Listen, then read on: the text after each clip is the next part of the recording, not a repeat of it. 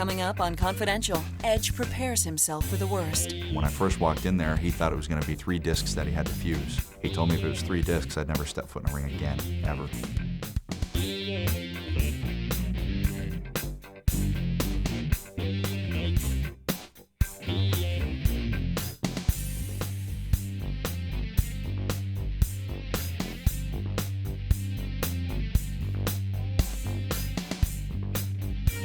Hi everyone, I'm Gene Okerlund, and this is WWE Confidential.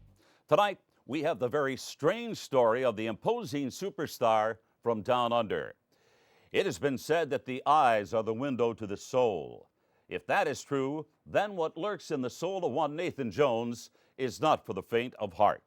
He's been called the Colossus of Bago Road, partly because of his mammoth size and strength, but more so for his outbursts of violence while incarcerated at Australia's infamous Bago Road maximum security prison. As a 19-year-old security guard, Nathan became a victim of circumstance. He was pulled over for a routine traffic stop and wound up being arrested for armed robbery, one he did not commit. After being arrested, he was denied counsel and subjected to several days of interrogation without food or water. Eventually, he broke down and confessed. Nathan figured he'd get out on bail, get himself a lawyer, and straighten everything out. But because he had confessed to this bogus rap, Nathan's lawyer said he was looking at 10 to 12 years in prison. Now, you can't blame the guy for being a little angry, but it was at this point when Nathan's volatile temper completely took over.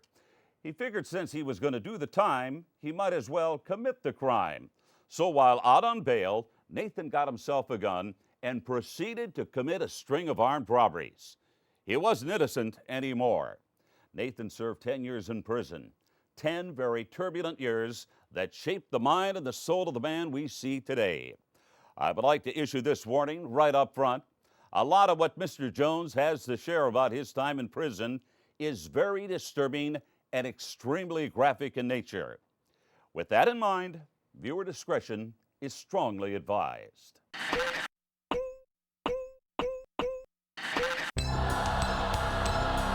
I found the idea of going to prison, strangely enough, exciting. Frightening, but exciting all at the same time. It was an adventure. Straight away, when I turned up to the prison, they backed the paddy wagon up to N Division. N Division is the old part of the jail. It's the solitary confinement, where they put all the bad, worst of the worst. The thing is, I hadn't done anything wrong at this time. And they put me straight there because of my size. I remember I took 2 steps, I hit a wall. 2 of my steps, of course. And it was the pitch black darkness. I was kept there for 7 months. Yeah, so I had a few adventures in there. I remember one time they wanted me to put the handcuffs on, but I refused because I didn't trust them. My hands bound, so I refused. They filled my cell up for a mace. First time I've experienced it. So my eyes are burning, I was choking, I couldn't breathe properly. It freaked me out, so I put my arms to the bars and stuffed this. They ended up putting the handcuffs on me, and I went into the paddy wagon, and they sent me off to the courthouse. It was like a 2-hour trip.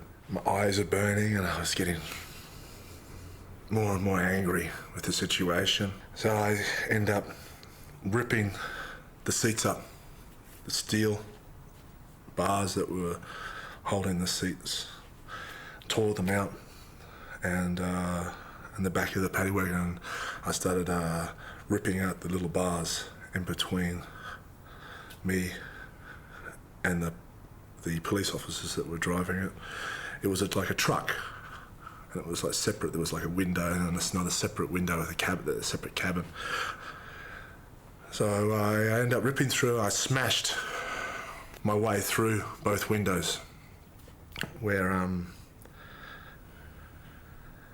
the police officer grabbed the radio and started yelling, "He's coming through, he's coming through." And the whole van starts going sideways and starts veering off the road into the ditch. And I remember the police officer sitting in the driver's side. trying to grab his gun. I could actually reach the gun and grab it if I wanted to. I remember him trying to pull the gun out of a holster and he couldn't get it out because he hadn't unclipped it yet. And then he eventually unclipped it and pulled the gun out and pointed the gun at me, shaking. And I immediately said, if you're going to shoot me right between the eyes because you wouldn't stop me anywhere else. And I think I scared him a little. So he started shaking even more and saying, he's crazy. And he ends up dropping the gun, it falls behind the seat and he's stumbling, trying to get hold of the gun. He managed to get it again. They stopped the van and he's sort of standing back outside the door, not wanting to get too close, pointing the gun at me. I just kept on looking at him, staring at him. And they called the tactical response group. They come in with their machine guns and their shotguns, and they send some detectives in to talk to me. And they asked me what I wanted. I said, they're asking me what else. I said, I want a bar of chocolate. Make it a big bar of chocolate and a couple of chickens, And what else? I thought, I want these handcuffs taken. I want those zip ties, like the ones and the more comfortable, not hurt my wrists. And I like a limousine. The limousine I thought was a bit much, but they gave it to me anyway. I was surprised, so that was nice. And also I wanted a shower to get all the mace because it was still affecting me. Yeah, so that was fun. It broke the boredom. I remember the first time I kicked off in the doors, it was when the prison officers were on strike. And we hadn't been fed all morning, it was going into the evening, and I just started kicking. Everyone was kicking their doors. There was 750 prisoners kicking their doors, yelling and screaming. And I just got into the rhythm of things as well, so I started kicking the door, and eventually my door unbuckled and it came off the hinges. I didn't know I could do it, it just happened, and I proceeded to make my way straight to the kitchen, and then I broke my way into the kitchen, and I helped myself to food, and I thought, help out a few of my mates. I loaded up, I took it back to the other cells, and I started feeding the other prisoners through the bars, and turned on the television and started watching TV. And I remember the chief, he was running across the compound, terrified. Never seen anyone do that before. Up next, Big Show finds new inspiration on a voyage to South Africa. They would chant. It's kind of like a soccer chant or a cricket chant. It's ole, ole, ole, ole.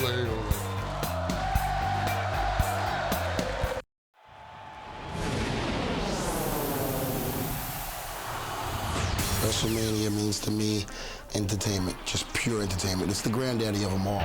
We welcome you to the greatest sports entertainment spectacular of all time.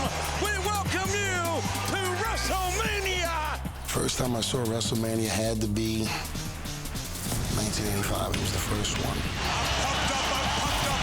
WrestleMania, the greatest in wrestling history, is taking place right now.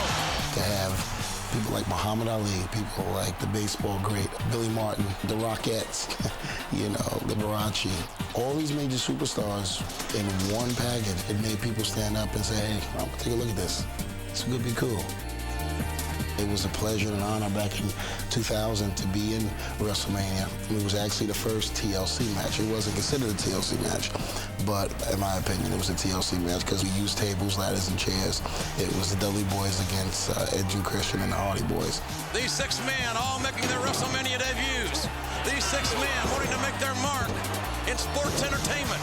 It's true what they say that WrestleMania can make heroes and dreams come true. The whole WrestleMania atmosphere, it's something special. Unless you're a part of it, you'll never grasp the feeling of what we feel when we're in that ring at WrestleMania.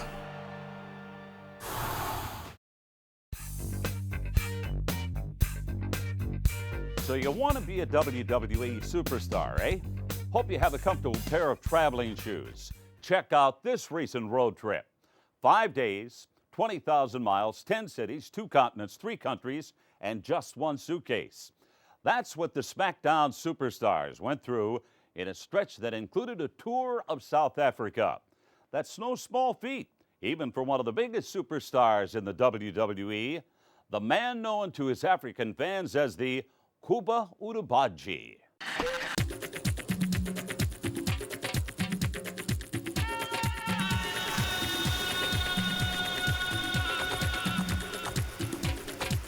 South Africa had a really cool feel to it. It had a lot of culture, it had a lot of natural energy about it, but it was still a modern city, especially Cape Town. It was a beautiful city by the harbor. You've got these huge cliffs, and then you've got the city, and then you've got the ocean. And it was just beautiful surroundings and a beautiful setup.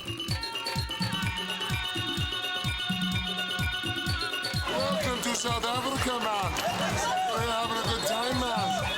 The first marketplace we went to, it was really incredible to see the artistry. I mean, they had statues of lions from this big to as big as I am, hand carved out of wood. I had rhinos, elephants, masks, walking sticks, robes, anything, any kind of art you can imagine. I mean, there was some beautiful, beautiful artwork. There were paintings, there were more things that I could want to fit in a suitcase or carry home, I'll tell you that much. How much? This one's 1,700. I picked up a purse for my wife, and then we heard about some of the Zulu dancers. Zulu dancers. I said, they have real Zulu dancers performing. I said, I gotta see this.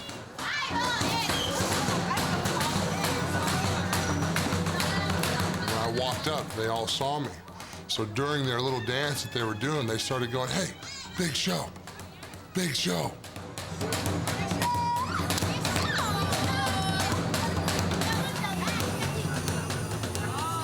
It was incredible to see these girls. There was probably 10 of them. They were all dancing to the beat of the drum. And what people don't understand is how hot it was outside that day. 95, 100 degrees, really dry. These girls would dance on the pavement in bare feet. And part of their ritual dance is they dance with the drum, they jump around, they do their thing, and then they lay down flat on the ground for a couple beats of the drum. And you know the ground had to be so hot. Awesome.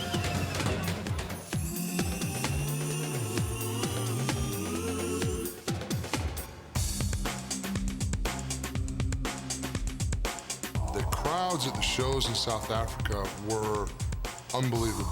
Now you're the man. Here comes the pain. The energy that they had, the entire shows, they would dance, they would chant. It's kind of like a soccer chant or a cricket chant. It's ole, ole, ole, ole.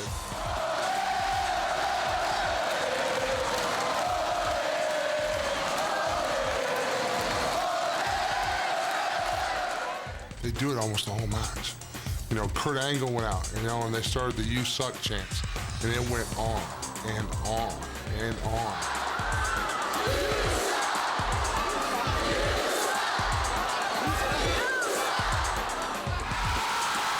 Believe me, those people are in shape, because I don't think I could cheer that long without getting tired and needing a nap. To go abroad to another country that you've never been to have people recognize you, it's a form of flattery that they watch our programming and they took the time to pay attention to know who you are. That's why we do what we do. We are WWE. As we showed you earlier tonight, Nathan Jones has had a very complicated path throughout his early adulthood. But even before that, things were not exactly normal for Nathan. As a child, other kids refused to play sports with him because he was so much bigger than everybody else, he would hurt them. His parents routinely brought him to bars when he was just 12 years old. Even then, he was so big, full-grown men would challenge him to fights on a regular basis. For Nathan Jones, facing aggression with aggression has been a way of life all his life, and some things most likely will never change. Well, one of my first fights when I was in prison, I was with a big Tongan. He's about 6'4", I think, about probably 120 kilos, 130 maybe. He hit me. They usually sucker punch me. When he's someone my size, even when they're big, and they hit me in the jaw. I think about the ear, somewhere around the ear. And straight away, I attacked him. I hit him with some palms and busted up his nose and his mouth. But he was a tough guy. He was looking at the blood on his face. I don't know if you can say this on television, but you bastard. And then he tackles me, right? And then bites me on the neck.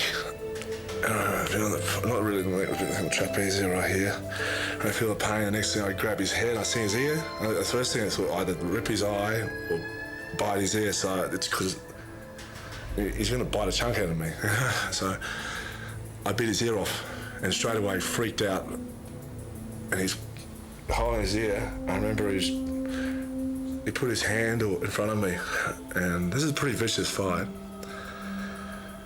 And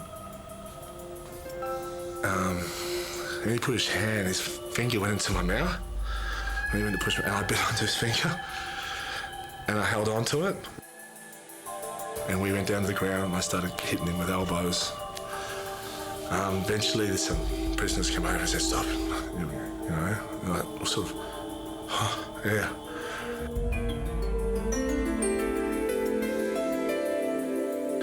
You get pretty vicious in there, and he went to hospital.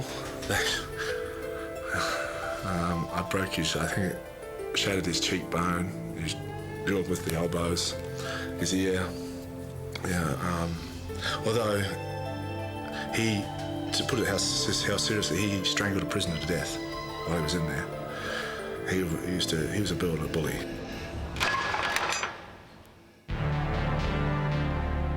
There was another instance with another prisoner. He was in for a double murder. He bashed 2 men to death. And he used to see it upon himself to, inflict pain on people anytime he liked. It suited him. And I had confrontations with him where he beat up a friend of mine. I took a dislike to that. So I walked right in amongst the whole group of them and I attacked him. I think it threw them off, freaked them out. So I knocked him down and I think, I'm gonna kick him. But no, I'm not gonna kick him. I'm gonna let him get back up. I'm gonna humiliate him in front of all his peers, So I let him get back up straight away. I didn't just go straight, and as he got back up, I could see him putting his head down, getting into position. I was thinking, I'm gonna take your head off. I remember squeezing my fist really tight, and I did this big wild swing. I could have sent him a telegram to tell him what was coming. But he managed to duck. But he's swinging. I never took my eyes off his head. I remember seeing the whites of his eyes peering, and I swung back and I managed to smash him in the head with my elbow in the temple. And knocked him. He's still boom. And straight away I followed through with a punch in the same spot. And I kept on following through with more elbows into the top of his head, around here. He went down to the ground. So I think I grabbed him by the throat and I started strangling him. I wanted to make him believe he was going to die. Honestly. I wanted to take him to the point that he thought he was going to die because I wanted to make them feel the same way as they made other people feel and make them feel terror. I terrorized them. But these were bullies, and they deserved it. Although Nathan Jones had a sordid past in prison, he eventually channeled his energy towards powerlifting, which led him to become the world's strongest man, twice. With that achievement and a new focus, doors began to open for him. Upon his release from prison, he headed to Southern California, where he would make his acting debut in a movie with Jackie Chan. It was also in California that he would be introduced to wrestling. Through his determination and perseverance, Nathan Jones has most recently found himself the newest member of SmackDown, a place he could never have imagined being during the grim days of his incarceration. When we return, living life on the edge. You take those risks, you know you're going to get hurt. It's a matter of how badly. He's Eddie. He's Chavo. They're los guerreros. Viva la raza. They lie, cheat, and steal. Early home, so this is the rich and famous valley. It's like 90210. Yes, too ritzy for me. I tell you what, though, I'm starting to get a little hungry, though. How about you? Yeah, my stomach's hurt. You know what? There's a meal ticket. Yeah. Hola, mamacitas. Hey. What you doing, mamacitas, chavito? Hey, Essays, it's cool, man. Hey, Essay, it's cool, man. Look, we don't want any trouble. They're not looking for any trouble, huh? You know what? Maybe trouble's looking for you, huh? Simone, Here, no, sorry, no. Oh, what is this, man? Hey, Essay. What your wallets were interested in, huh, homie? Hey, mamacitas. A ver, baby. Do you feel like munching on a burrito? Yeah, man. Thank you. They don't like Mexican. It's very nice. Oh, that's okay. It's not food we're talking about, Holmes. We're talking about taking a ride in the love machine. Come on, ladies. You ride with some real man. Get these losers and come That's right. Mira nomás. Chavo, this is our lucky day. You do something. Well, ladies, what do you feel like eating tonight? Because I'm buying. If you're not cheating, you're not trying. Viva la raza! It really stinks when bad things happen to good people. But unfortunately, that's exactly what happened to one of the most popular superstars in the WWE. Last week, WWE fans and superstars were devastated by the news that as the result of a very serious neck injury, Edge will be out for upwards of 1 full year. Even in the face of surgery and a grueling road to recovery, Edge's passion for the business remains unfazed. You never think it's going to be you to go under the knife. You always think it's going to be somebody else, but not you.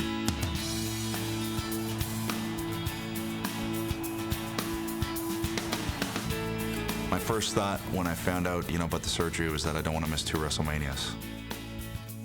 I talked to Michael Hayes and he said, worst case scenario, if you can't come back, you've lived your dream.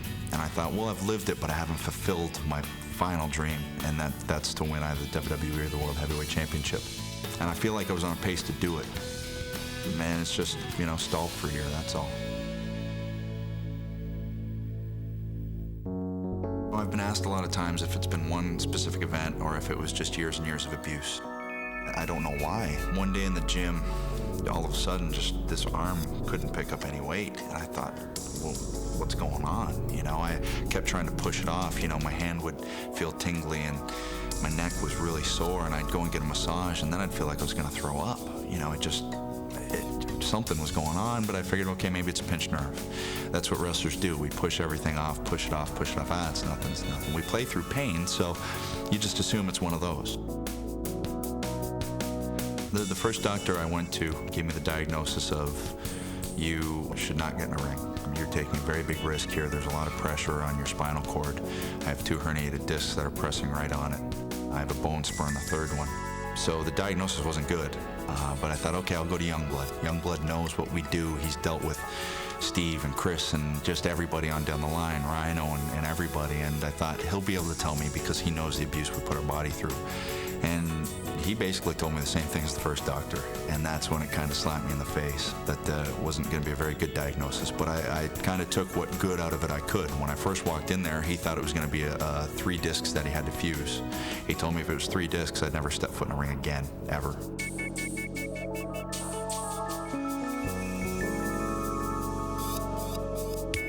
Fears? Well, they're going to cut open my throat, move my voice box, my throat over. They're going to take a bone out of my hip, drill out 2 discs, and jam those bones in there, and then put a bracket on and put 4 screws in my throat. So that's in my spine.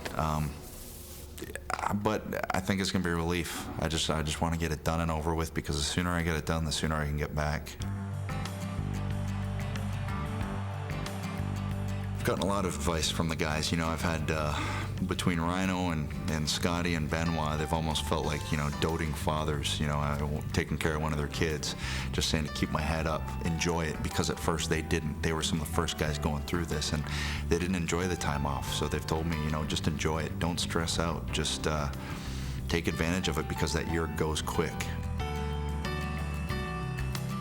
I've had Steve say he's going to come down and visit me, and he's been through it, so he can help me muddle through this. And Shawn Michaels offered a home-cooked meal because I'm going to be down in San Antonio, so I might take him up on that too. But it's amazing. It just feels like a big family, how everybody's kind of corralled me in and made me feel good about it. So many risks being a sports entertainer. You kind of come to expect them, I guess. Every time you step in there, something really bad could happen. This year, I feel like I stepped up to the plate, but, you know, my body kept telling me, okay, maybe take some time off here. You're gonna tear stuff, you're gonna bruise stuff, you're gonna break stuff. You're gonna have to go in and get surgery at some point. Everybody on the roster probably has. I think you wanna try and avoid the one I'm about to get, but if you have to do it, you have to do it. One thing I think I'd like to tell the edge heads is just stay with me, you know, believe. And I know that they want to see me win that big one. So just keep the faith, and I'll be back, and I'm going to win it. That's all there is to it. I'll be back.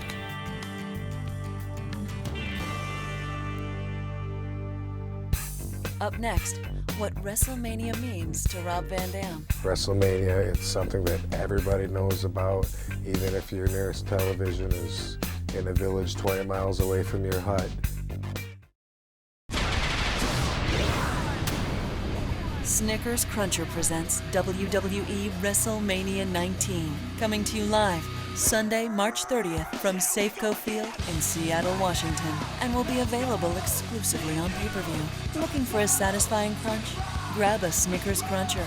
And you're listening to the theme song for WrestleMania 19 by Limp Bizkit, who will be performing live at WrestleMania 19. WrestleMania season is upon us once again. For 19 years, the Showcase of the Immortals has been the grand stage, the ultimate experience for any athlete who has ever donned the tights. It is the stuff that dreams are made of. Whether you're a WWE superstar in the prime of your career or just a kid dreaming that one day it will be you standing at the center of the universe, even just once.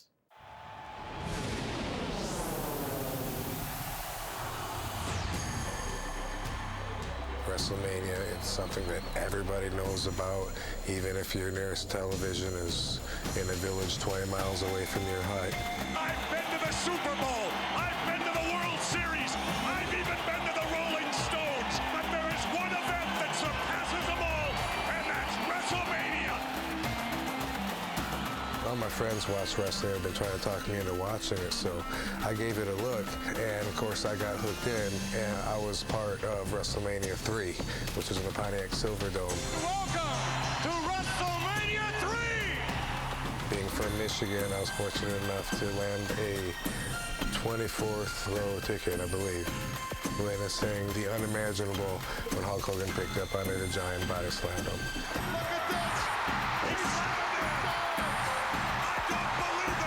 93,000 people screaming their heads off, and I was one of them. Last year was my debut at WrestleMania, my first time with a sea of that many people standing up together, you know, wanting to see me do the 5-star frog splash. It was a really cool moment. Oh, the 5-star! Van Dam! Oh, what a WrestleMania debut!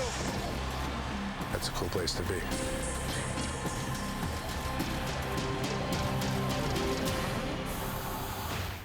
Dare to dream, dare to achieve. That's all for this week. Remember, if you see and hear it here, it's confidential.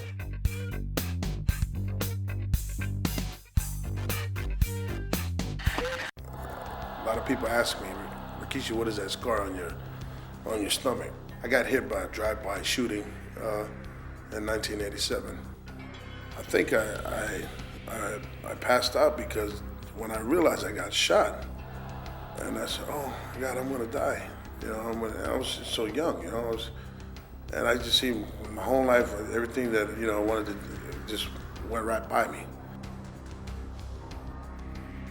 When I came back to in the hospital, my wife had told me that I had passed away for 3 minutes.